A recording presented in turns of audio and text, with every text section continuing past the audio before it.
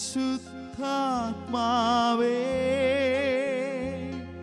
എന്നിൽ നിറയണമേ, നിറഞ്ഞു കവിയണമേ,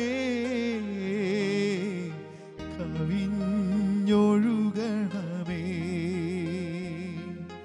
പുതിയൊരു ജനനം നൽകും പരിശുദ്ധാത്മാവേ, പുതിയൊരു ശക്തിയിലുണരാ കൃപ നീ ചൊരിയണമേ. പരിശുദ്ധാത്മാവേ എന്നിൽ നിറയണമേ, നിറഞ്ഞു കവിയണമേ, കവിഞ്ഞൊഴുകണമേ. പിതാവിൻ്റെയും പുത്രൻ്റെയും പരിശുദ്ധാത്മാവിൻ്റെയും നാമത്തിൽ ആമേൻ. ഈ തിരുവചന മണിക്കൂറിൽ പങ്കെടുക്കുന്ന സകല ദൈവമക്കളെയും ഈശോയെ അങ്ങയുടെ പരിശുദ്ധാത്മാവിനാൽ നിറയ്ക്കണമേ. പരിശുദ്ധാത്മാവ് കടന്നു വരുമ്പോൾ പാപത്തെക്കുറിച്ചും നീതിയെക്കുറിച്ചും ബോധ്യപ്പെടുത്തുമെന്ന് അങ്ങ് തന്നെ അരുളി ചെയ്തിട്ടുണ്ടല്ലോ. ഈ നിമിഷങ്ങളിൽ ഞങ്ങളുടെ ഓരോരുത്തരുടെയും ജീവിതത്തിൽ കടന്നു വന്നിട്ടുള്ള പാപമേഖലകളെയും ബലഹീനതകളെയും അങ്ങ് വെളിപ്പെടുത്തി തരികയും അതിൽ നിന്ന് ഞങ്ങൾക്ക് വിടുതലും മുക്തിയും നൽകണമേ എന്ന് അങ്ങയോട് ഞങ്ങൾ പ്രാർത്ഥിക്കുന്നു.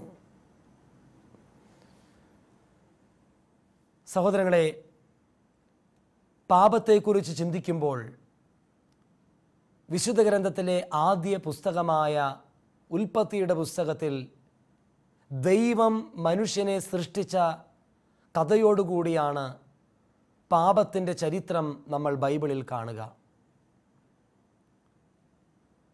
ഉൽപ്പത്തിയുടെ പുസ്തകത്തിൽ 1-ാം അധ്യായം 1-ാം തിരുവചനം 2-ാം തിരുവചനത്തിൽ നമ്മൾ ഇങ്ങനെ വായിക്കുന്നു: ആദിയിൽ ദൈവം ആകാശവും ഭൂമിയും സൃഷ്ടിച്ചു. ഭൂമി രൂപരഹിതവും ശൂന്യവുമായിരുന്നു. ആഴത്തിന് മീതെ അന്ധകാരം ചലിച്ചിരുന്നു. 3 വാക്കുകൾ ഇവിടെ ശ്രദ്ധേയമാണ്. ഒന്ന്, ഫോംലെസ് അല്ലെങ്കിൽ രൂപരഹിതം. 2, ശൂന്യമായിരുന്നു അല്ലെങ്കിൽ എംപ്റ്റിനെസ്. 3, അന്ധകാരം വ്യാപിച്ചിരുന്നു അല്ലെങ്കിൽ ഡാർക്ക്നെസ്. എന്താണ് ഈ വാക്കുകളുടെ അർത്ഥം? ശൂന്യത നിറഞ്ഞു എന്ന് പറഞ്ഞാൽ ദൈവിക കൃപയും വരവും ദൈവകൃപയും നഷ്ടപ്പെട്ട അവസ്ഥ എന്ന് അതിനെ വേണമെങ്കിൽ വിളിക്കാം. രൂപരഹിതമായ അവസ്ഥ എന്ന് പറഞ്ഞാൽ അഭിഷേകം നഷ്ടപ്പെട്ട് പ്രാർത്ഥനയില്ലാത്ത, ആധ്യാത്മിക ചൈതന്യമില്ലാതെ ലോകത്തിൻ്റെ അരൂപിയിൽ ലക്ഷ്യബോധം നഷ്ടപ്പെട്ട് ജീവിക്കുന്ന ഒരവസ്ഥ എന്ന് വേണമെങ്കിൽ വിശേഷിപ്പിക്കാം. അന്ധകാരമെന്ന് പറഞ്ഞാൽ പൈശാചിക ശക്തിയുടെ സ്വാധീനത്തിൻ്റെ ഒരു പ്രകടനമാണ് അന്ധകാരമെന്ന് പറഞ്ഞാൽ. പ്രത്യേകിച്ച് യോഹന്നാൻ്റെ സുവിശേഷത്തിൽ എവിടെയെല്ലാം അന്ധകാരമെന്നുള്ള വാക്കുപയോഗിച്ചിട്ടുണ്ടോ അത് പാപത്തെയും തിന്മയുമാണ് സൂചിപ്പിക്കുക. യോഹന്നാൻ 3-ാം അധ്യായത്തിൽ നമ്മൾ കാണുന്നുണ്ട്, പ്രകാശം ലോകത്തിലേക്ക് കടന്നു വന്നിട്ട് അവർ പ്രകാശത്തെ സ്നേഹിക്കാതെ അന്ധകാരത്തെ സ്നേഹിച്ചു, കാരണം അവരുടെ പ്രവൃത്തികൾ തിന്മ നിറഞ്ഞതായിരുന്നു. അപ്പോൾ അന്ധകാരം എന്ന് പറഞ്ഞാൽ പൈശാചികമായ സാന്നിധ്യത്തിൻ്റെയും സ്വാധീനത്തിൻ്റെയും പ്രതീകമാണ്. എന്നിട്ട് ബൈബിളിൽ പറയുകയാണ്, ദൈവത്തിൻ്റെ ആത്മാവ് ജലത്തിന് മീതെ ചലിച്ചുകൊണ്ടിരുന്നു. എവിടെയാണ് ദൈവത്തിൻ്റെ ആത്മാവ് ചലിച്ചത്? ശൂന്യത നിറഞ്ഞ സ്ഥലത്ത്, രൂപരഹിതമായ സ്ഥലത്ത്, അന്ധകാരം നിറഞ്ഞ സ്ഥലത്ത്. ഇങ്ങനെ ദൈവത്തിൻ്റെ ആത്മാവ് ചലിച്ചതിന് ശേഷമാണ് ദൈവത്തിൻ്റെ സൃഷ്ടികർമ്മങ്ങൾ ദൈവം തുടർന്നു കൊണ്ടുപോകുന്നത്. നമ്മൾ ബൈബിളിൽ വായിക്കുന്നു, ദൈവം ആകാശം സൃഷ്ടിച്ചു, ഭൂമി സൃഷ്ടിച്ചു. ദൈവം പറഞ്ഞു, വെളിച്ചമുണ്ടാകട്ടെ, വെളിച്ചം ഉണ്ടായി. പ്രകൃതിയിലെ ഓരോ വസ്തുവും ജീവജാലങ്ങളെയും ദൈവം സൃഷ്ടിക്കുകയാണ്. ആത്മാവ് ചലിച്ചതിന് ശേഷം ദൈവം ഒരു സൃഷ്ടി നടത്തുകയാണ്. ഇങ്ങനെ ദൈവം സൃഷ്ടി നടത്തിയതിന് ശേഷം പിതാവായ ദൈവം ചെയ്യുന്ന പ്രവൃത്തി എന്താണെന്നറിയാമോ? ദൈവം ഓരോ വസ്തുക്കളെയും വേർതിരിക്കുകയാണ്. ജലത്തെ ആകാശത്തിൽ നിന്ന് വേർതിരിക്കുന്നു, ഇരുട്ടിനെ പ്രകാശത്തിൽ നിന്ന് വേർതിരിക്കുന്നു. അങ്ങനെ വേർതിരിച്ചതിന് ശേഷം ബൈബിളിൽ എഴുതി വച്ചിരിക്കുന്നു, ദൈവം അത് നല്ലതാണെന്ന് കണ്ടു. ദൈവം എപ്പോഴാണ് നല്ലതാണെന്ന് കണ്ടത്? അന്ധകാരത്തെ പ്രകാശത്തിൽ നിന്ന് വേർതിരിച്ചു കഴിഞ്ഞപ്പോൾ അത് നല്ലതാണെന്ന് കണ്ടു. ഇതിൻ്റെ ആത്മീയ അർത്ഥം എന്താണ് പ്രിയപ്പെട്ടവരെ?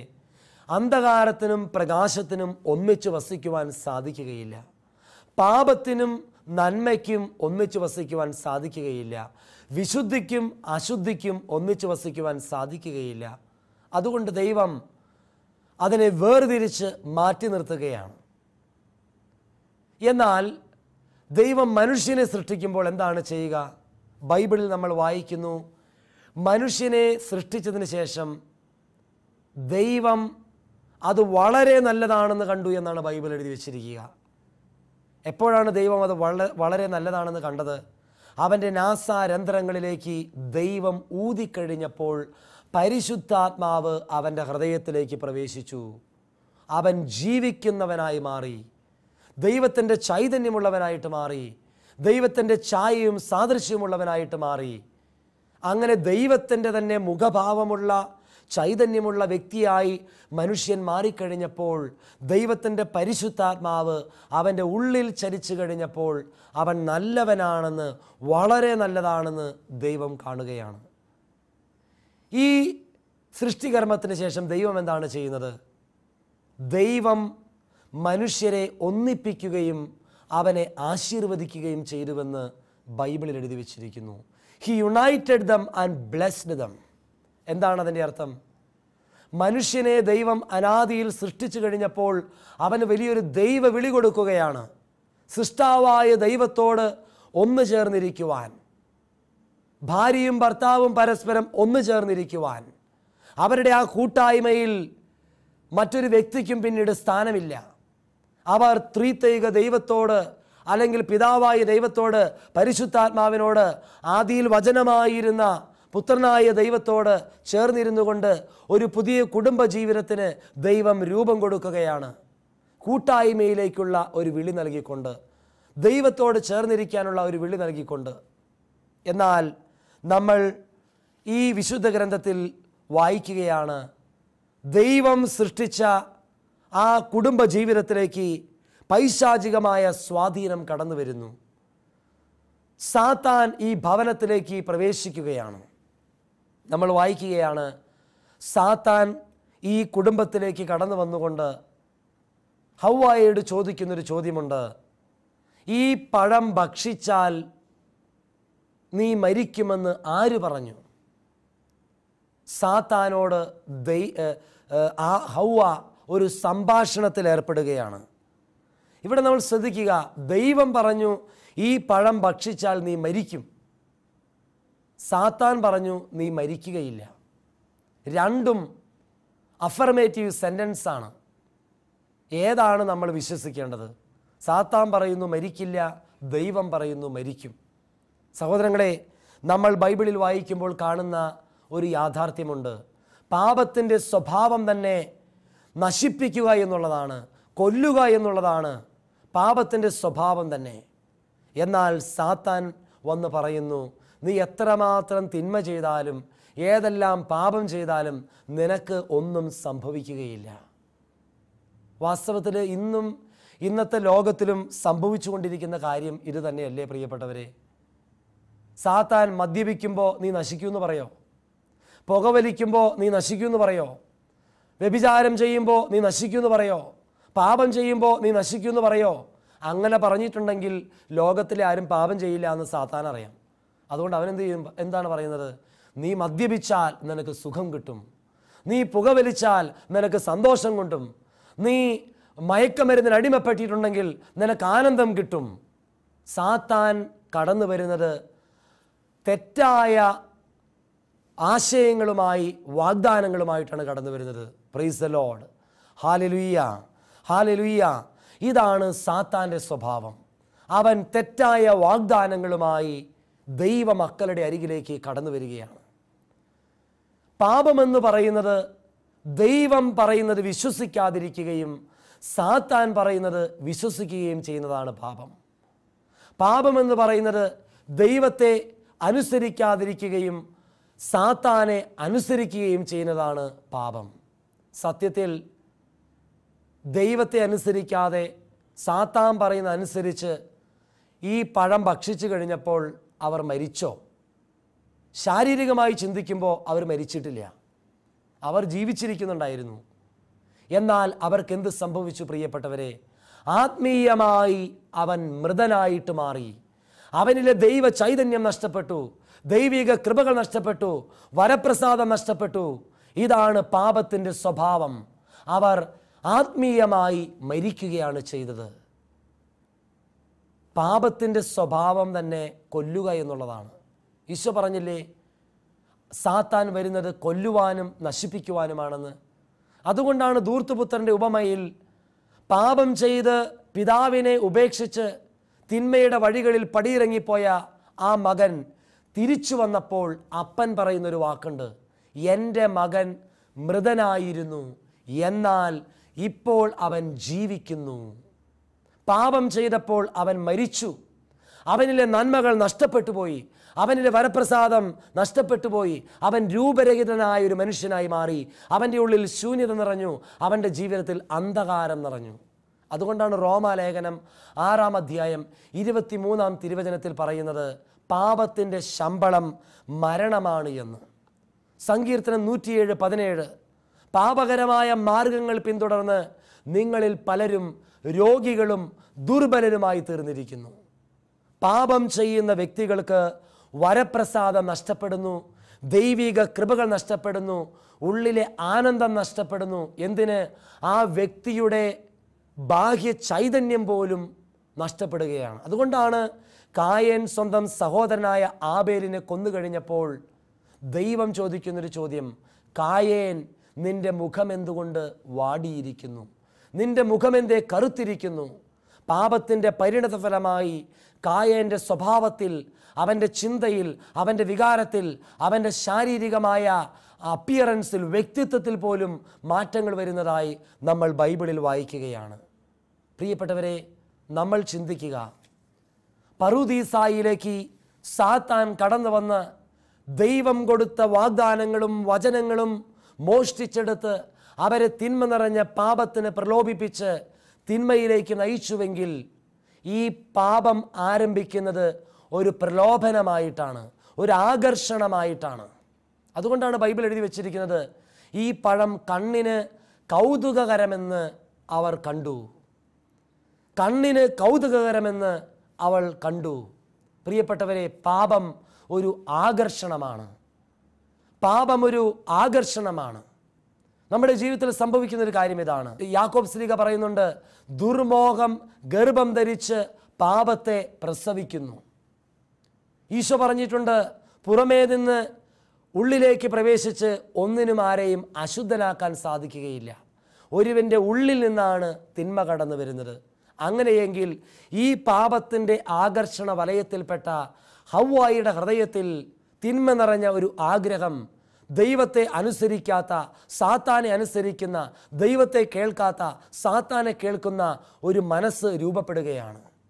ആ പ്രലോഭനത്തിന് അവൾ വഴങ്ങുകയാണ്. നാം ചിന്തിക്കുക പ്രിയപ്പെട്ടവരെ, ഈ സംഭവത്തിലേക്ക് നമ്മൾ കണ്ണോടിക്കുമ്പോൾ ആദവും ഹവ്വയും ചെയ്ത ആദ്യത്തെ പാപം എന്താണ് എന്ന് ഞാൻ ചോദിച്ചാൽ ഒരുപക്ഷെ നിങ്ങൾ പറയും അനുസരണക്കേടാണ് ഹവ്വായിയുടെ പാപം. എന്നാൽ സത്യത്തിൽ പാപത്തെ അനുസരണക്കേടായി ചിത്രീകരിക്കുമ്പോഴും അതാരംഭിച്ചത് എവിടെ നിന്നാണെന്ന് നിങ്ങൾ പരിശോധിക്കുക. ഹവ്വായിയുടെ പാപം ആരംഭിക്കുന്നത് അനുസരണക്കേടിനപ്പുറം, ഹവ്വായിയുടെ പാപം ആരംഭിക്കുന്നത് സാത്താനെ ശ്രവിച്ച നിമിഷങ്ങളിലാണ്.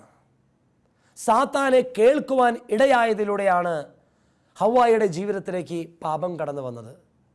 കേൾവിയിലൂടെയാണ് പല പാപങ്ങളും പലരുടെയും ജീവിതത്തിലേക്ക് കടന്നു വരുന്നത്. പ്രിയപ്പെട്ടവരെ, ദൈവം ആശീർവദിക്കാത്ത വ്യക്തികളെ കേൾക്കുവാൻ പോവുക, പരദൂഷണം പറയുന്നത്, ക്രിറ്റിസിസം നടത്തുന്നത്, തെറ്റായ സംഭാഷണങ്ങളിൽ ഏർപ്പെടുന്നതിലൂടെ ഒരുപാട് പാപം നമ്മുടെ ജീവിതത്തിലേക്ക് കടന്നു വരുവാൻ സാധ്യതയുണ്ട്. ഹൗവ സ്വന്തം ഭർത്താവിനെ മാത്രം കേൾക്കുവാൻ വിളിക്കപ്പെട്ട വ്യക്തിയാണ്. ദൈവസ്വരം കേൾക്കുവാൻ വിളിക്കപ്പെട്ട വ്യക്തിയാണ്. എന്നാൽ ഹൗവയ്ക്ക് എന്ത് സംഭവിച്ചു? ദൈവം ആശീർവദിക്കാത്ത ഒരു വ്യക്തിയെ കേൾക്കുവാൻ പോയി എന്നുള്ളതാണ് ഹൗവയുടെ ജീവിതത്തിൽ സംഭവിച്ചൊരു തെറ്റ്. ഭാര്യ ഭർത്താക്കന്മാർ എന്ന നിലയ്ക്ക് അവർ പരസ്പരം കേൾക്കുവാനും പരസ്പരം ശ്രവിക്കുവാനും കടപ്പെട്ടവരാണ്. അവരുടെ ദാമ്പത്യ ജീവിതത്തിൽ മൂന്നാമതൊരു വ്യക്തിക്ക് സ്ഥാനമില്ല എന്ന് പറയാം. പലപ്പോഴും ഇന്നത്തെ ജീവിതത്തിലും കുടുംബങ്ങളിലും സംഭവിച്ചുകൊണ്ടിരിക്കുന്നത് ഇതല്ലേ പ്രിയപ്പെട്ടവരെ? ഭർത്താവും ഭാര്യയും തമ്മിൽ സംഭാഷണങ്ങളിൽ ഏർപ്പെട്ട് പരസ്പരം കേൾക്കേണ്ടതിന് പകരം അവരുടെ ദാമ്പത്യ ജീവിതത്തിൽ മൂന്നാമതൊരു വ്യക്തി കടന്നു വരുന്നു, അവരോട് പ്രശ്നങ്ങൾ പങ്കുവെക്കുന്നു, അവരെ കേൾക്കുവാൻ പോകുന്നു. അതിലൂടെ പാപം, തിന്മ കുടുംബത്തിലേക്ക് കടന്നു വരുന്നു. ദാമ്പത്യ ജീവിതങ്ങൾ, കുടുംബ ജീവിതങ്ങൾ തകരുന്നു. ഭാര്യ ഭർത്തൃബന്ധം തകരുന്നു. നാം ചിന്തിക്കുക, അവരുടെ ആദ്യത്തെ പാപമെന്ന് പറയുന്നത് ദൈവം ആശീർവദിക്കാത്ത വ്യക്തിയെ കേൾക്കാൻ പോയി എന്നുള്ളതാണ്. രണ്ടാമത്തെ പാപം എന്താണ് അവരുടെ ജീവിതത്തിലെ എന്ന് ചോദിച്ചാൽ ഞാൻ പറയും, പ്രിയപ്പെട്ടവരെ, കേൾവിക്ക് ശേഷം ഹൗവ സാത്താനുമായി സംഭാഷണത്തിൽ ഏർപ്പെട്ടു. Praise the Lord. Hallelujah, hallelujah. ഇതാണ് പലപ്പോഴും നമ്മുടെ ജീവിതത്തിൽ സംഭവിക്കുക. ആരെങ്കിലുമൊക്കെ വന്ന് മറ്റുള്ളവരുടെ കുറ്റം നമ്മളോട് പറയും, നമ്മളത് കേട്ടിരിക്കും. അവസാനം നമ്മൾ അവരോട് സംസാരിക്കാൻ തുടങ്ങും. ആ പാപത്തിൽ നമ്മളും പങ്കാളിയായിട്ട് മാറുകയാണ്. ഇത് പലപ്പോഴും നമ്മുടെ ജീവിതത്തിൽ സംഭവിക്കുന്ന ഒരു ബലഹീനതയാണ്. ഞാൻ പലപ്പോഴും ചിന്തിച്ചിട്ടുണ്ട്, ആദവും ഹവ്വയും അവിടെ ഉണ്ടായിരുന്നിട്ട് എന്തുകൊണ്ടാണ് സാത്താൻ ഹവ്വായുടെ അടുത്ത് വന്ന് ഹവ്വായെ പ്രലോഭിപ്പിച്ചതും ഹവ്വായോട് ചോദ്യങ്ങൾ ചോദിക്കുന്നതും? എന്തുകൊണ്ട് ആദത്തോട് ചോദിച്ചില്ല? പ്രിയപ്പെട്ടവരെ, സാത്താൻ ബലഹീനതയിലാണ് തൊടുന്നത്, ബലത്തിലല്ല. സാത്താൻ ബലഹീനതയിലാണ് തൊടുന്നത്, ബലത്തിലല്ല. എന്ന് പറഞ്ഞാൽ സാത്താൻ അറിയാം, ആദത്തോട് പോയി ഒരു ചോദ്യം ചോദിച്ചിട്ടുണ്ടെങ്കിൽ ഉത്തരം കിട്ടണമെന്നുണ്ടെങ്കിൽ അനേകം നാളുകളെടുക്കും. ആണുങ്ങൾ പൊതുവെ രഹസ്യങ്ങൾ വെളിപ്പെടുത്തുന്നവരല്ല എന്ന് സാത്താൻ അറിയാം. എന്നാൽ സാത്താൻ ഒരു കാര്യം അറിയാം, സ്ത്രീയുടെ അടുത്ത് പോയിട്ടുണ്ടെങ്കിൽ, അവളോട് സംസാരത്തിൽ ഏർപ്പെട്ടിട്ടുണ്ടെങ്കിൽ അവൾക്ക് രഹസ്യം സൂക്ഷിക്കാനുള്ള കഴിവില്ല. അതുകൊണ്ട് അവൾ പെട്ടെന്ന് കാര്യം പുറത്തു പറയുമെന്നറിയാം.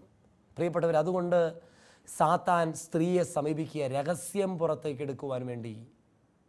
എന്ന് പറഞ്ഞാൽ സാത്താൻ കടന്നു വന്ന് ആക്രമിക്കുന്നതും സ്പർശിക്കുന്നതും പ്രലോഭനത്തെ നമ്മളെ കീഴ്പ്പെടുത്തുന്നതും നമ്മുടെ ജീവിതത്തിലെ ഏറ്റവും വലിയ ബലഹീനതയുടെ മേഖലയിലാണ്.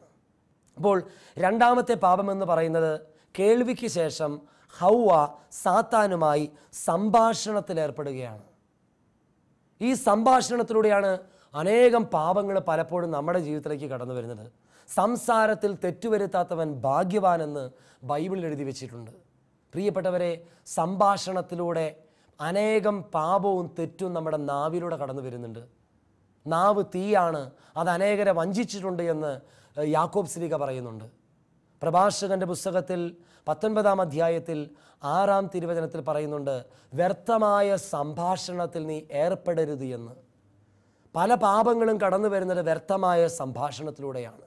സഹോദരങ്ങളെ, ഇവിടെ നമ്മൾ ചിന്തിക്കുക, സാത്താൻ ഹവ്വായുടെ ഒരു ചോദ്യം ചോദിക്കുമ്പോൾ അതിന് മറുപടി പറയാൻ ഹവ്വ കടപ്പെട്ട വ്യക്തിയല്ല.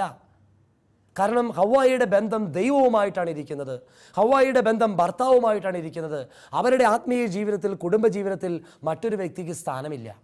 എന്നാൽ ആ പാപ പ്രലോഭനത്തിന് വഴങ്ങുന്നത് വഴി ഹവ്വ ദാമ്പത്യ ജീവിതത്തിൽ അവിശ്വസ്തത പുലർത്തുകയും മറ്റൊരു വ്യക്തിയുമായി സ്നേഹബന്ധത്തിൽ, സംഭാഷണത്തിൽ ഏർപ്പെടുകയുമാണ് ചെയ്യുക. ഈശോ പറഞ്ഞിട്ടുണ്ട്, നിങ്ങളുടെ മുത്തുകൾ പന്നികൾക്ക് ഇട്ടുകൊടുക്കരുത്.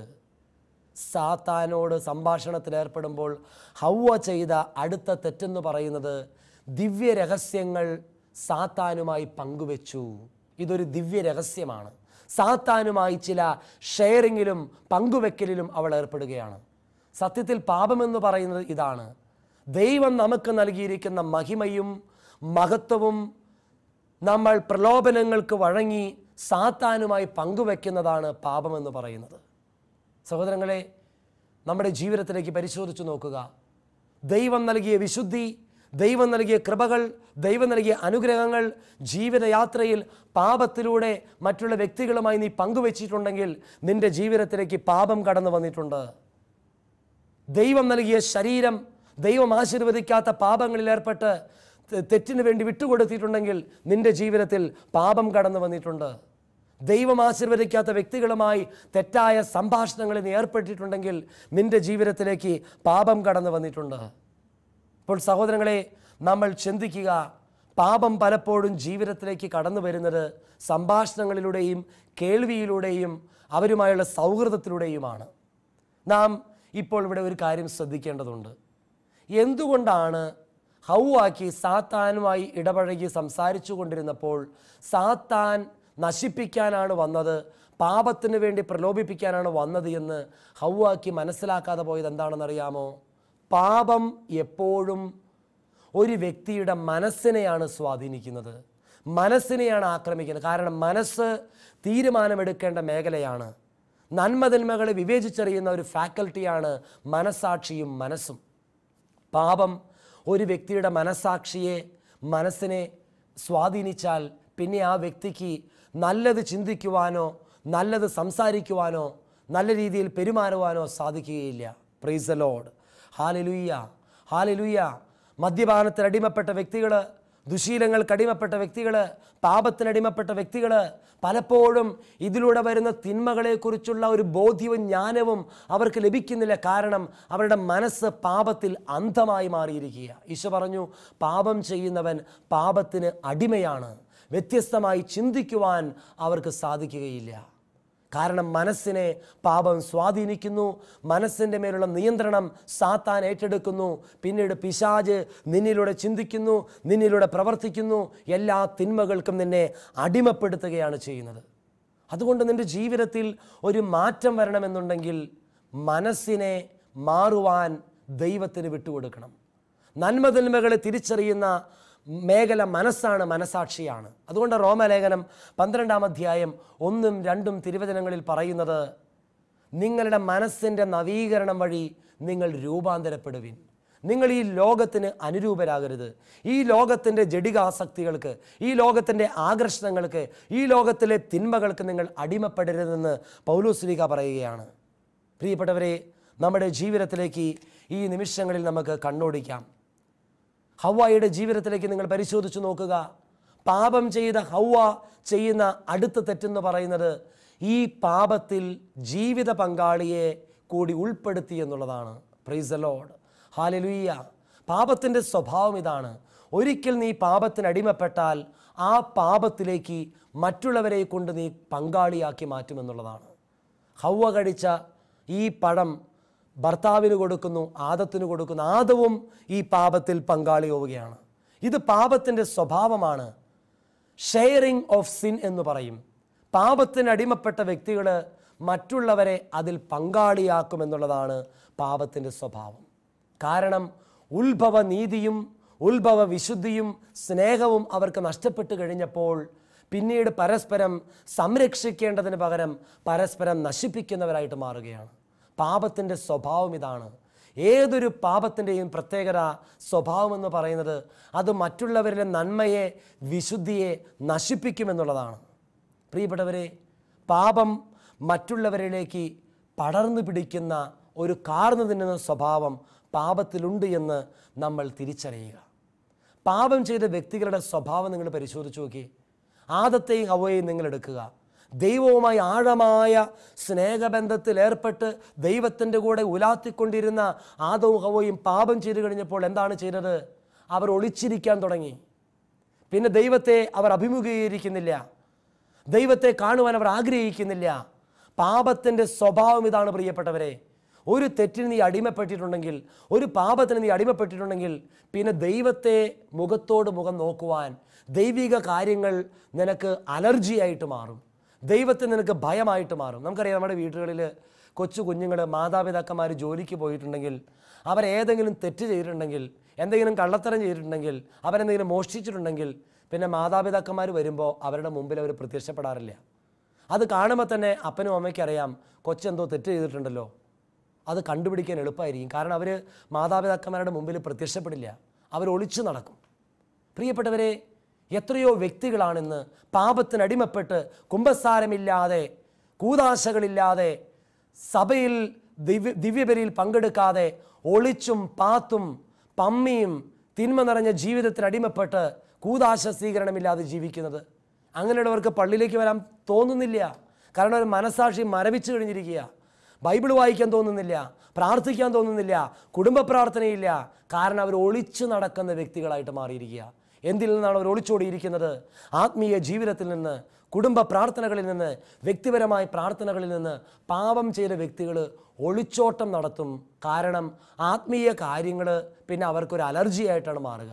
അതൊരു ആനന്ദം അവർക്ക് പകരുകയില്ല. പ്രിയപ്പെട്ട ദൈവമക്കളെ, നമുക്ക് ഈ നിമിഷങ്ങളിൽ ചിന്തിക്കാം. ഈ പാപത്തിലൂടെ ഇവരുടെ ജീവിതത്തിൽ എന്തെല്ലാം മാറ്റങ്ങളാണ് സംഭവിക്കുക? ഒന്ന്, അവർ ഒളിച്ചിരിക്കുന്ന വ്യക്തികളായിട്ട് മാറി.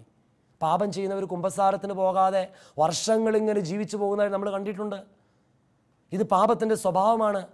രണ്ടാമതായി നിങ്ങൾ എന്തുകൊണ്ടാണ് അവർ ഒളിച്ചിരുന്നത്? അവർ നഗ്നതയെ തിരിച്ചറിഞ്ഞ് അവർക്ക് അപകർഷതാബോധം വന്നു. പാപം ചെയ്യുന്ന വ്യക്തികൾക്ക് സ്വയം വെറുപ്പും സ്വയം നിന്ദയും ജീവിതത്തിലുണ്ടായിരിക്കും. അതിൻ്റെ ഫലമായിട്ട് പിന്നെ മറ്റുള്ളവരെ അംഗീകരിക്കാനോ മറ്റുള്ളവരെ സ്നേഹിക്കാനോ അവർക്ക് പറ്റില്ല. ഇത് പാപത്തിൻ്റെ ഒരു സ്വഭാവമാണ് പ്രിയപ്പെട്ടവരെ. ഈ പാപം ചെയ്ത വ്യക്തികൾ പിന്നീട് എന്താണ് ചെയ്യുന്നത്? നമ്മൾ വായിക്കുന്നുണ്ട് ബൈബിളിൽ, അവർ അത്തിയിലകൾ തുന്നിക്കെട്ടി അവരുടെ നഗ്നത മറയ്ക്കാൻ ശ്രമിക്കുക. ഇതിൻ്റെ അർത്ഥം എന്താണ് പ്രിയപ്പെട്ടവരെ? പാപം ചെയ്യുന്ന വ്യക്തി പലപ്പോഴും തങ്ങളുടെ പാപം ഒളിച്ചു വെച്ച് കുമ്പസാരിക്കാതെ എങ്ങനെയും അത് മറച്ചു വെച്ച് ജീവിക്കാനുള്ളൊരു പ്രവണത എല്ലാ മനുഷ്യർക്കും ഉണ്ട്. സുഭാഷിതങ്ങളുടെ പുസ്തകത്തിൽ 28-ാം അധ്യായം 13-ാം തിരുവചനം പറയുന്നു, പാപം മറച്ചു വെക്കുന്നവന് ഐശ്വര്യമുണ്ടായിരിക്കുകയില്ല, എന്നാൽ തെറ്റുകൾ ഏറ്റുപറഞ്ഞ് പരിത്യജിക്കുന്നവന് പാപമോചനം ലഭിക്കും. പ്രിയപ്പെട്ടവരെ, പാപം ചെയ്തു എന്നുള്ളതല്ല, അത് ഏറ്റുപറയുക എന്നുള്ളതാണ് ദൈവം ആഗ്രഹിക്കുന്നത്. പ്രഭാഷകന്റെ പുസ്തകം 21-ാം അധ്യായം 1-ാം തിരുവചനത്തിൽ പറയുന്നുണ്ട്, മകനെ, നീ പാപം ചെയ്തിട്ടുണ്ടോ?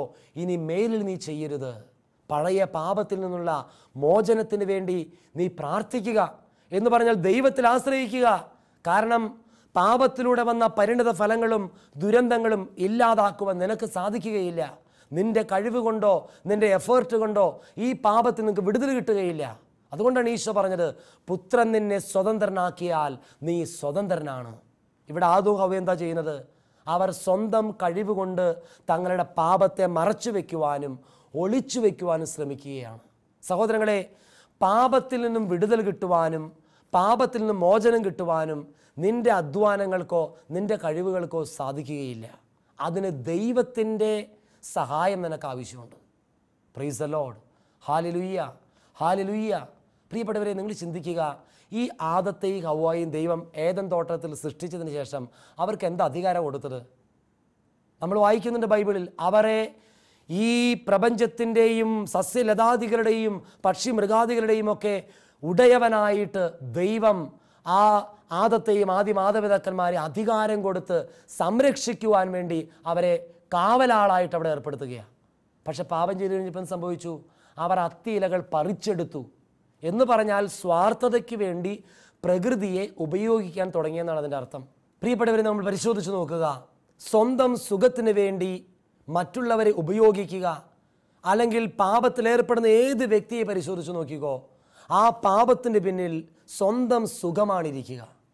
പാപത്തിൻ്റെ സ്വഭാവം സുഖം പകരുക എന്നുള്ളതാണ്, അതിനുശേഷം നശിപ്പിക്കുക എന്നുള്ളതാണ്. ഇവിടെ ആദത്തിൻ്റെയും ഹവ്വയുടെയും ജീവിതത്തിൻ്റെ ലക്ഷ്യബോധം തന്നെ നഷ്ടപ്പെടുക. Motivation of life is getting changed. അവരുടെ സ്വഭാവം, അവരുടെ ചിന്തകൾ, അവരുടെ വികാരം, അവരുടെ വ്യക്തിത്വം, അവരുടെ എല്ലാം മാറി ലക്ഷ്യബോധം പോലും ജീവിതത്തിൽ നഷ്ടപ്പെടുകയാണ്. പാപത്തിൻ്റെ സ്വഭാവം ഇതാണ്, മിസ്സിങ് ദ ടാർഗറ്റ്, ലക്ഷ്യബോധം നഷ്ടപ്പെടുക എന്നുള്ളത്. പ്രിയപ്പെട്ടവരെ, ധൂർത്തുപുത്രൻ്റെ ഉപമയിൽ നമ്മൾ വായിക്കും, അവൻ സുബോധം നഷ്ടപ്പെട്ടു എന്ന ബൈബിൾ എഴുതി വെച്ചിരിക്കുക. ലക്ഷ്യബോധം നഷ്ടപ്പെട്ടു, അവൻ പന്നിക്കൂട്ടിൽ പോയി ജീവിക്കുക. പാപത്തിന് അടിമപ്പെട്ടവരെ നിങ്ങളൊന്ന് പരിശോധിച്ച് നോക്കിയേ, അവർക്ക് ചിന്താശക്തി നഷ്ടപ്പെട്ടിരിക്കുകയാണ്. അവരുടെ ജീവിതത്തിൽ ചിന്തിക്കുവാനുള്ള പവർ നഷ്ടപ്പെടുകയാണ്. ഇത് പാപത്തിൻ്റെ പ്രത്യേകതയും സ്വഭാവമാണ് പ്രിയപ്പെട്ടവരെ. ഇനി നമ്മൾ ഈ തിരുവചനങ്ങളിലൂടെ കടന്നു പോകുമ്പോൾ നമ്മൾ വായിക്കുന്നൊരു കാര്യമുണ്ട്. ഇതാ, പാപം ചെയ്ത് ഒളിച്ചിരിക്കുന്ന വ്യക്തികളുടെ ഇടയിലേക്ക് ദൈവം കടന്നു വരികയാണ്. ദൈവം കടന്നു വരുമ്പോൾ ബൈബിൾ എഴുതി വച്ചിരിക്കുന്നു, ഇതാ ഏദൻ തോട്ടത്തിലൂടെ ഉലാത്തുന്ന ദൈവത്തിൻ്റെ ശബ്ദം അവർ കേട്ടു. ആ ശബ്ദം കേട്ടിട്ട് പോലും ദൈവത്തിൻ്റെ അരികിലേക്ക് കടന്നു വന്ന് പിതാവിനെ വിളിച്ച് പ്രാർത്ഥിച്ച് മാപ്പ് ചോദിക്കാനായിട്ട് അവർക്ക് തോന്നുന്നില്ല. ഇത് പാപത്തിൻ്റെ ഒരു പരിണത ഫലമാണ്. എന്താണ്? തെറ്റ് ചെയ്ത വ്യക്തികൾക്ക് അനുദപിക്കാതെ കുമ്പസാരിക്കാതെ പാപത്തിന് അടിമപ്പെട്ട് ജീവിക്കുമ്പോൾ ദൈവസ്വരം പിന്നെ അവർക്ക് കേൾക്കാൻ പറ്റില്ല. They become deaf to the voice of God. ദൈവത്തിൻ്റെ ശബ്ദത്തിന് അവർ ബധിരരായിട്ട് മാറുകയാണ്. ഇത് പാപത്തിൻ്റെ ഒരു സ്വഭാവമാണ്. ഓരോ നിമിഷവും ദൈവം നമ്മുടെ മനസ്സാക്ഷിയിൽ നമ്മളോട് സംസാരിക്കുന്നുണ്ട്. പ്രിയപ്പെട്ടവരെ, ഈ തിന്മ നീ ചെയ്യരുത്, ഈ പാപത്തിൽ നീ ഏർപ്പെടരുത്, ഇന്ന വ്യക്തികളുടെ കൂടെ പോകരുത്, ഇന്ന തിന്മയിലേക്ക് നീ കടന്നു പോകരുത്. പക്ഷേ പാപത്തിന് അടിമപ്പെട്ട് അനുതാപിക്കാതെ കുമ്പസാരിക്കാതെ ജീവിക്കുന്ന വ്യക്തികൾക്ക് ദൈവസ്വരം കേൾക്കാനായിട്ട് പറ്റില്ല.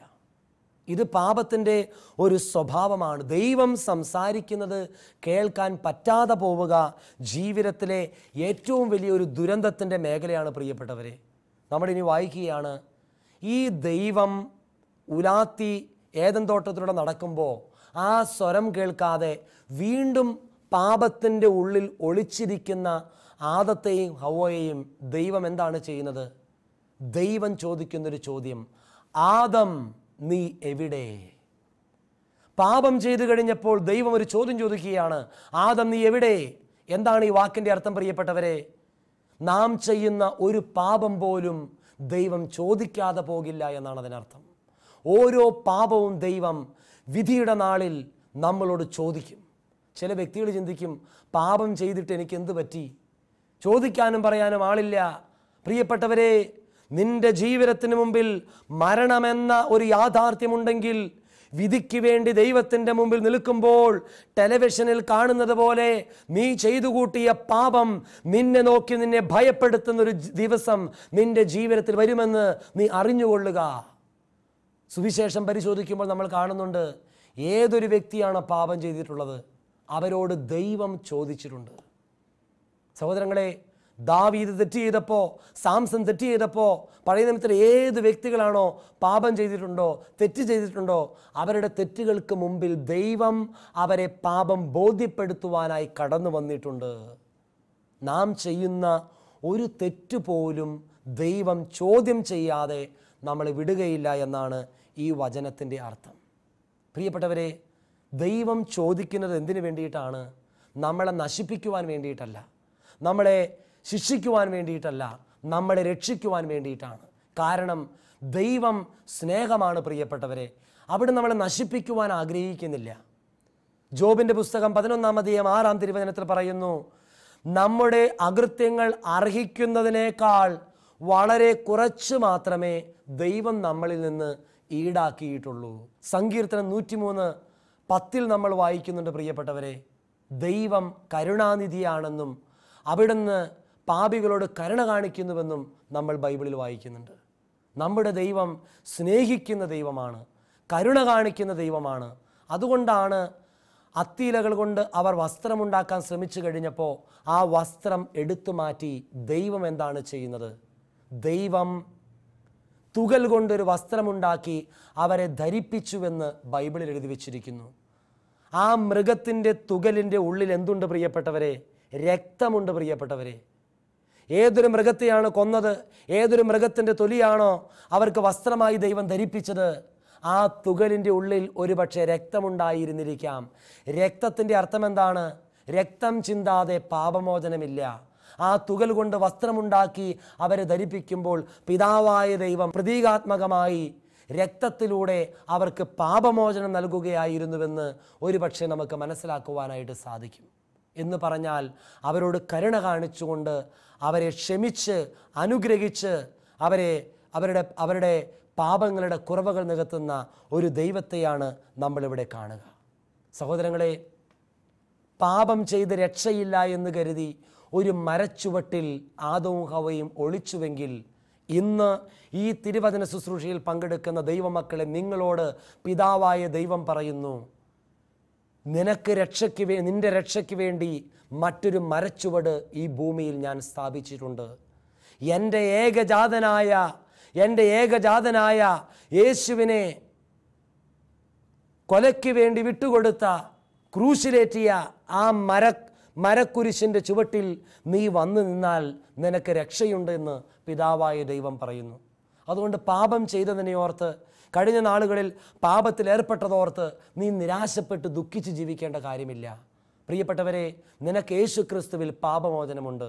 നീ ഈ ഭൂമിയിൽ ഏതെല്ലാം തെറ്റ് ചെയ്ത വ്യക്തിയാകട്ടെ, ഇന്ന് ഈ വചനം ശ്രവിക്കുമ്പോൾ കർത്താവേ, ഞാൻ പാപിയാണ്, പാപത്തിലൂടെ എനിക്ക് അനേകം നന്മകൾ നഷ്ടപ്പെട്ടു, എൻ്റെ കുടുംബത്തിലേക്ക് തകർച്ചകൾ കടന്നു വന്നു, എൻ്റെ ബിസിനസ്സിൽ പരാജയം വന്നു, എൻ്റെ ജീവിതത്തിൽ തകർച്ചകൾ മാത്രമേ കടന്നു വന്നിട്ടുള്ളൂ എന്ന് നീ തിരിച്ചറിയുമ്പോൾ, കർത്താവേ എന്നോട് ക്ഷമിക്കണമേ എന്ന് പറഞ്ഞ് ആ ദൈവത്തിൻ്റെ മുമ്പിൽ വന്ന് നിന്നാൽ കർത്താവ് നിനക്ക് സൗജന്യമായ രക്ഷയും പാപമോചനവും നൽകും. 1 യോഹന്നാൻ 1:7 മുതൽ 9 വരെയുള്ള തിരുവചനങ്ങളിൽ നമ്മൾ വായിക്കുന്നുണ്ട്, നാം തെറ്റുകൾ ഏറ്റുപറയുവാൻ തയ്യാറായാൽ അവൻ നീതിമാനാകയാൽ അവൻ നമ്മുടെ പാപങ്ങൾ ക്ഷമിക്കുമെന്നാണ് പറയുന്നത്. തെറ്റുകൾ ഏറ്റുപറയുന്നവന് പാപമോചനമുണ്ട്, പാപക്ഷമയുണ്ട്. ധൂർത്തുപുത്രൻ പാപം ചെയ്ത് തിരിച്ച് പിതാവിൻ്റെ സന്നിധിയിൽ വന്നിട്ട് അവൻ പറയുന്ന വാക്കുകൾ ശ്രദ്ധിക്കുക. സ്വർഗത്തിനെതിരായി, അങ്ങേക്കെതിരായി ഞാൻ പാപം ചെയ്തു പോയി, പിതാവേ എന്നോട് ക്ഷമിക്കണമേ. സഹോദരങ്ങളെ, ദൈവ തിരുമുമ്പിലേക്ക് കടന്നു വരുവാൻ കർത്താവ് നമ്മളെ ക്ഷണിക്കുകയാണ്.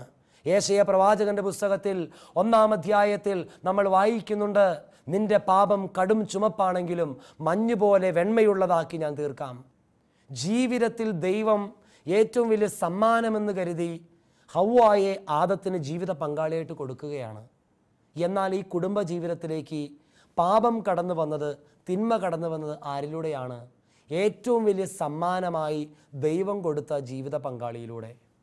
ദൈവം നമുക്ക് നൽകിയിരിക്കുന്ന ഏറ്റവും വലിയ അനുഗ്രഹങ്ങളിലൂടെ ഒരുപക്ഷെ പാപം നമ്മുടെ ജീവിതത്തിലേക്ക് കടന്നു വരാം.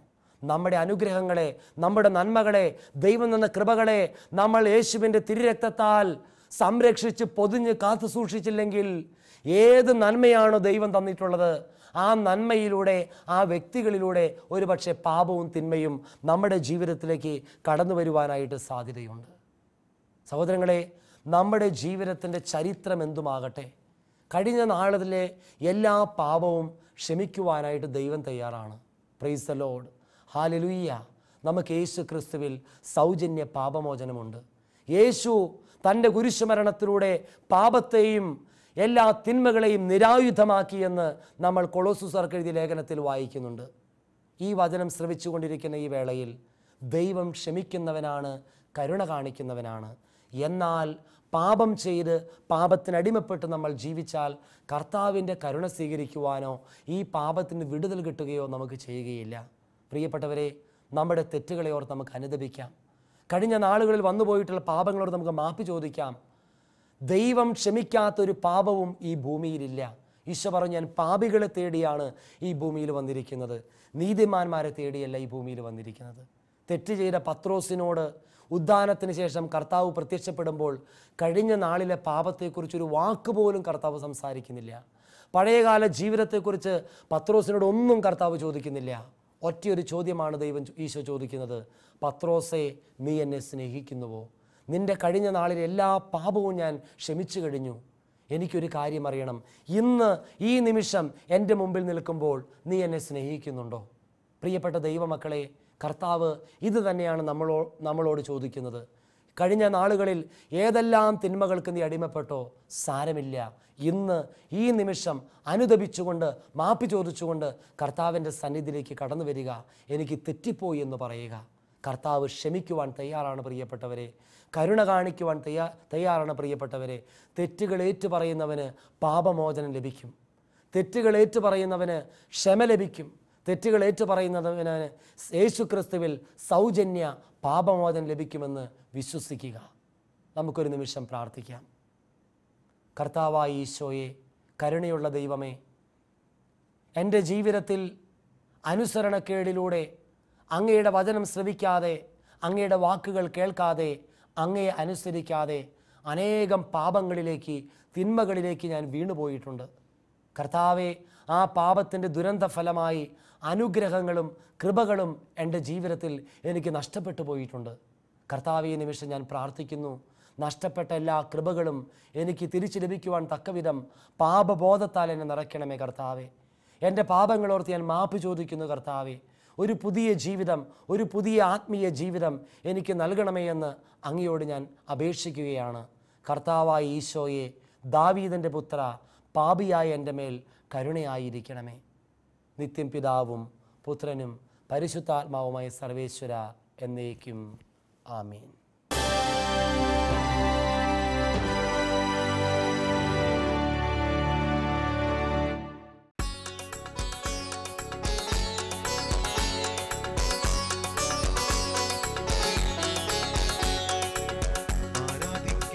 എന്റെ ദൈവത്തെ ഞാൻ പൂർണ്ണ മനസ്സോടെ ആരാധിക്കും. എന്റെ ദൈവത്തെ ഞാൻ പൂർണ്ണ മനസ്സോടെ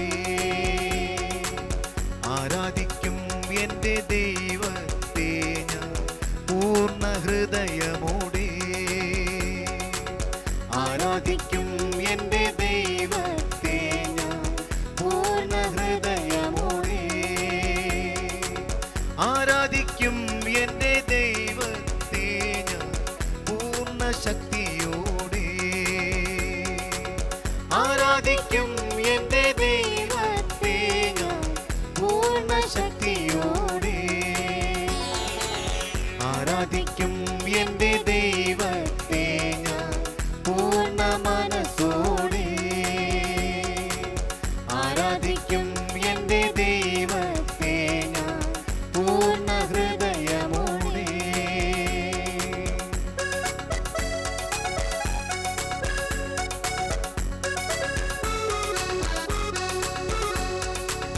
ദാനിയേലേപ്പോൽ സഹനത്തിലും ആരാധിക്കും.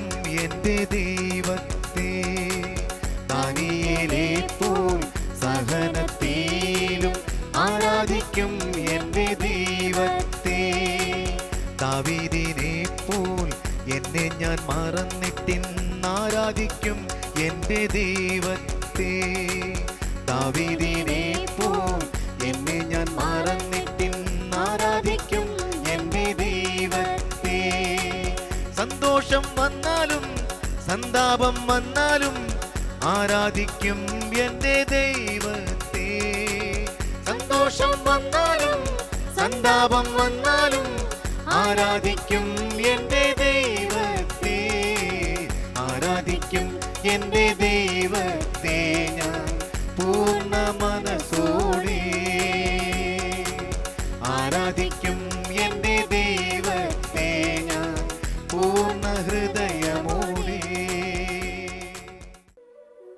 പ്രിയപ്പെട്ട ദൈവമക്കളെ, ദിവ്യകാരുണ്യത്തിൻ്റെ മുമ്പിൽ നമ്മളായിരിക്കുമ്പോൾ കർത്താവ് പറുദീസ കണക്കെ ഒരു സ്വർഗീയ ജീവിതം നമ്മൾ ഓരോരുത്തർക്കും നൽകിയിട്ടുണ്ടായിരുന്നുവെന്ന് വിശ്വസിക്കുക. ജീവിതയാത്രയിൽ അറിഞ്ഞും അറിയാതെയും ചെയ്തു കൂട്ടിയ പാപങ്ങളിലൂടെ നമുക്ക് ആ അഭിഷേകവും ദൈവകൃപയും നഷ്ടപ്പെട്ടു പോയിട്ടുണ്ട്. അത് ഈ നിമിഷങ്ങളിൽ നമുക്ക് തിരിച്ചു നൽകുവാൻ ദൈവം ആഗ്രഹിക്കുന്നു. തിമോത്തിയോസിന് എഴുതിയ 2-ാം ലേഖനത്തിൽ 2-ാം അധ്യായം 21-ാം തിരുവചനം, ഒരുവൻ നികൃഷ്ടമായ അവസ്ഥയിൽ നിന്ന് തന്നെ തന്നെ ശുദ്ധീകരിക്കുന്നുവെങ്കിൽ അവൻ ശ്രേഷ്ഠമായ ഉപയോഗത്തിന് പറ്റിയ ഗൃഹനായകന് പ്രയോജനപ്രദവും ഏതൊരു നല്ല കാര്യത്തിന് ഉപയോഗയോഗ്യവുമായ വിശുദ്ധ പാത്രമായി തീരും. ഇത് ദൈവത്തിൻ്റെ വാഗ്ദാനമാണ്, വചനമാണ്. ഈ നിമിഷങ്ങളിൽ നമ്മളുടെ ജീവിതത്തെ ക്രിസ്തുവിൻ്റെ കരങ്ങളിലേക്ക് നമുക്ക് സമർപ്പിക്കാം. പാപത്തിൻ്റെ മേഖലകളിൽ നിന്ന് വിടുതൽ നൽകണമേ എന്ന് പ്രാർത്ഥിക്കാം. എല്ലാ തിന്മകളിൽ നിന്നും വിടുതൽ നൽകണമേ എന്ന് പ്രാർത്ഥിക്കാം. അനുദപിക്കുന്ന പാപിയെ കർത്താവ് കൈക്കൊള്ളുമെന്ന് ബൈബിളിൽ നമ്മൾ വായിക്കുന്നുണ്ട്. പശ്ചാത്തപിക്കുന്ന പാപിയെ കർത്താവ് ഒരിക്കലും തള്ളിക്കളയുകയില്ല എന്ന് ബൈബിളിൽ നമ്മൾ വായിക്കുന്നുണ്ട്. ഈ ആരാധനയിൽ പങ്കെടുത്തുകൊണ്ടിരിക്കുന്ന പ്രിയ സഹോദരീ സഹോദരന്മാരെ, നിങ്ങളുടെ ജീവിതത്തിലെ കഴിഞ്ഞ കാലങ്ങളെ ക്രിസ്തു തൻ്റെ പരിശുദ്ധ രക്തത്താൽ കഴുകുവാൻ ആഗ്രഹിക്കുന്നു. നമ്മളെ ഓരോരുത്തരെയും ദൈവരാജ്യത്തിന് വേണ്ടി ദൈവം ഉപയോഗിക്കുവാൻ ആഗ്രഹിക്കുന്നു. പാപത്തിലൂടെ നമ്മുടെ ജീവിതത്തിൽ വന്ന നഷ്ടങ്ങളെല്ലാം പരിഹരിക്കുവാൻ നമ്മൾ തയ്യാറാവുക. ക്രിസ്തുവിൻ്റെ കരങ്ങളിലേക്ക് പാപജീവിതത്തെ സമർപ്പിക്കുവാൻ തയ്യാറാവുക. അന്ത്യത്താഴവേളയിൽ ശിഷ്യന്മാരുടെ പാദങ്ങൾ കഴുകിയ ക്രിസ്തു ഈ ആരാധനവേളയിൽ നമ്മളുടെ ഓരോരുത്തരുടെയും ജീവിതത്തെയും ജീവിത കഥകളെയും കുടുംബത്തെയും അവൻ്റെ പരിശുദ്ധ രക്തത്താൽ കഴുകുവാൻ ആഗ്രഹിക്കുകയാണ്. പത്രോസ് പറഞ്ഞു, കർത്താവേ, അങ്ങനെ കഴുകരുത്. ഈശോ പറഞ്ഞു, ഞാൻ നിന്നെ കഴുകുന്നില്ലെങ്കിൽ നിനക്ക് എന്നിൽ പങ്കില്ല. പത്രോസ് പറഞ്ഞു, അങ്ങനെയെങ്കിൽ കർത്താവേ, എന്നെ മുഴുവനായും നീ കഴുകുക.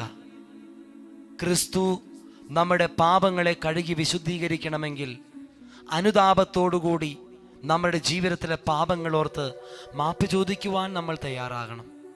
ഒരു നിമിഷം നമ്മുടെ ജീവിതത്തെ യേശുവിൻ്റെ കരങ്ങളിലേക്ക് നമുക്ക് സമർപ്പിക്കാം.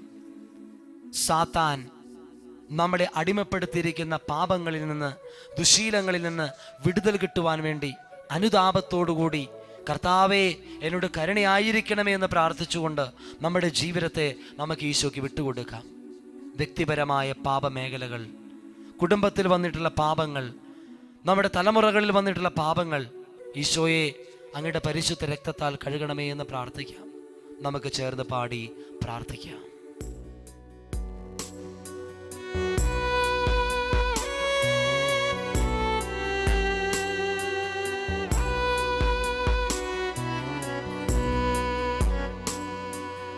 അനുതാപിയായി നിൻ തിരുസന്നിധിയിൽ ഈശോയെ അണയുന്നു നാഥായി നിമിഷം. അപരാധമേറെ ചെയ്തു പോയി, അഭിഷേകമെല്ലാം ചോർന്നു പോയി. ദൈവമേ, നീ പാപം ചെയ്യുമ്പോൾ ദൈവം നിനക്ക് അന്യനായി മാറുന്നു. നിൻ തിരുസന്നിധിയിൽ കർത്താവേ അണയുന്നു നാഥായി നിമിഷം. പാപത്തിന്റെ ചുമടുമായി നിന്റെ മുമ്പിൽ നിൽക്കുന്നു കർത്താവേ. ചെയ്തു പോയി, അഭിഷേകമെല്ലാം ചോർന്നു പോയി. ദൈവമേ, നീ ഇരു കരങ്ങളും യേശുവിന്റെ നേരെ നീട്ടിക്കൊണ്ട് നമുക്ക് ചേർന്ന് പാടാം. അലിവോടെ നീ എന്നെ കൈക്കൊള്ളണേ, പാടട്ടെ. പാപങ്ങളെല്ലാം നീ ക്ഷമിക്കൂ. ഒരിക്കൽ കൂടി നമുക്ക് പാടാം. അലിവോടെ നീ എന്നെ കൈക്കൊള്ളണേ, പാപങ്ങളെല്ലാം നീ ക്ഷമിക്കൂ. ജീവിതം മുഴുവനും സമർപ്പിച്ചുകൊണ്ട് പാടട്ടെ. അലിവോടെ നീ എന്നെ കൈക്കൊള്ളണേ, പാപങ്ങളെല്ലാം നീ ക്ഷമിക്കൂ.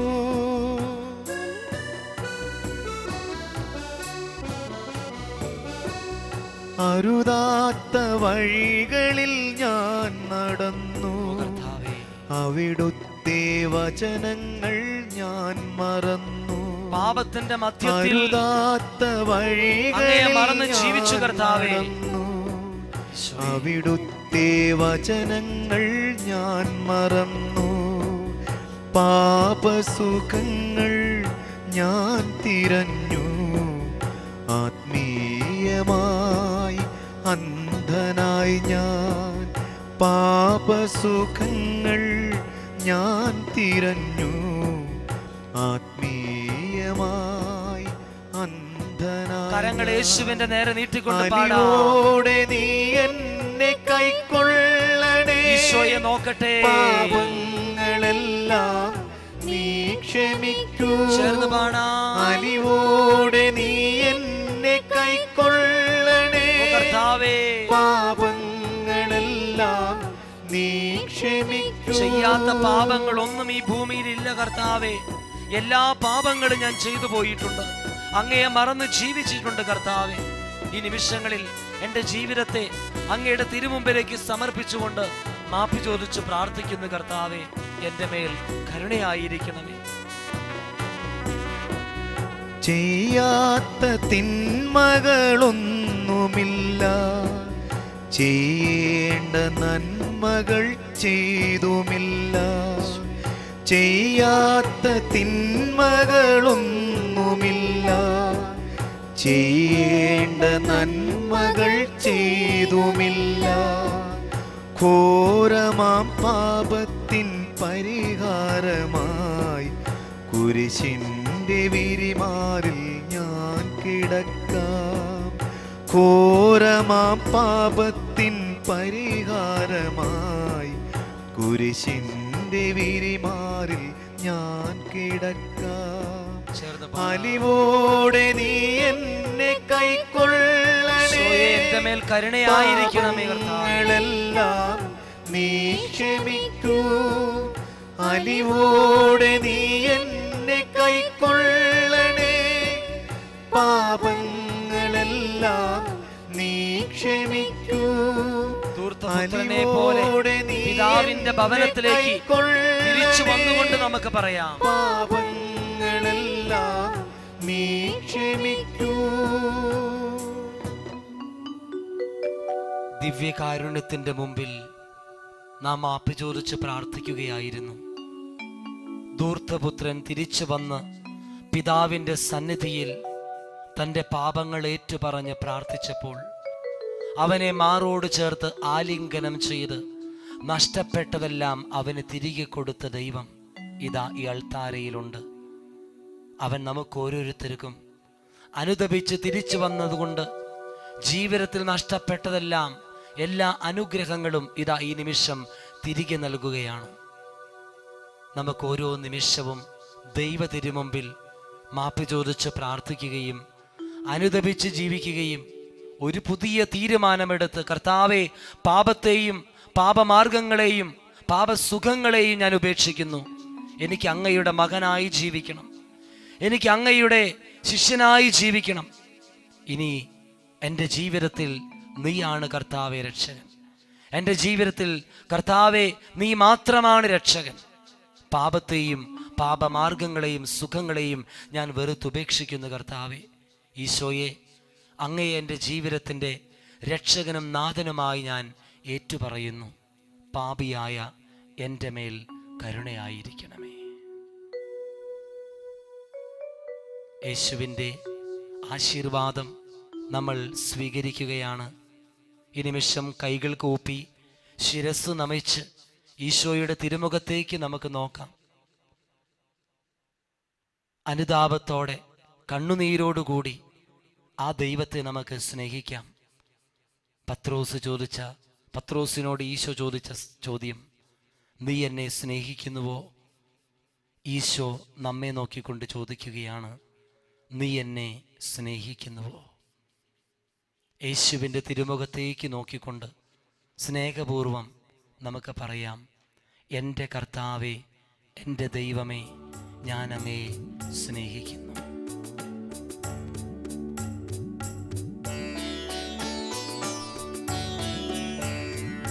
പരിശുദ്ധ പരമ ദിവ്യകാരുണ്യമേ, ആരാധന ആരാധന. പരിശുദ്ധ പരമ ദിവ്യകാരുണ്യമേ, ആരാധന ആരാധന. പരിശുദ്ധ പരമ